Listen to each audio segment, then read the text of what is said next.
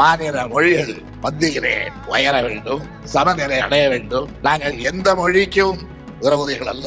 ஆனால் அதே நேரத்தில் நாங்கள் எல்லா மொழிக்கும் நண்பர்கள். எல்லா மொழியையும் நாங்கள் விரும்புகிறோம். ஆனால் எங்கள் மொழிக்கு உரிய இடம் மத்தியிலே இருக்க வேண்டும் என்பதை வலியுறுத்துகின்றோம். அதை ஒரு வங்காளியும் சொல்லலாம், ஒரு தெலுங்கரும் சொல்லலாம், ஒரு மலையாளியும் சொல்லலாம், ஒரு இந்திக்காரரும் சொல்லலாம். என்ன சொல்ல போனால் 1937-38 நான் இந்திய எதிர்ப்பு போராட்டத்தில் குவித்த போது நாங்கள் சொன்ன வார்த்தை இந்தி ஒழிக என்பது அல்ல, கட்டாய இந்தி ஒழிக என்பதுதான். இந்தி ஒழிக என்று என்றைக்கும் சொல்வது கிடையாது. ஏனென்றால் ஒரு மொழியின் மீது எங்களுக்கு எந்த துவேஷமும் கிடையாது. தமிழ் வாழ்க, இந்தி வாழ்க.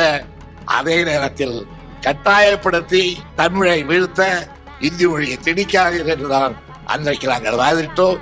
அந்த வாதம் இன்றைக்கும் இருக்கிறது.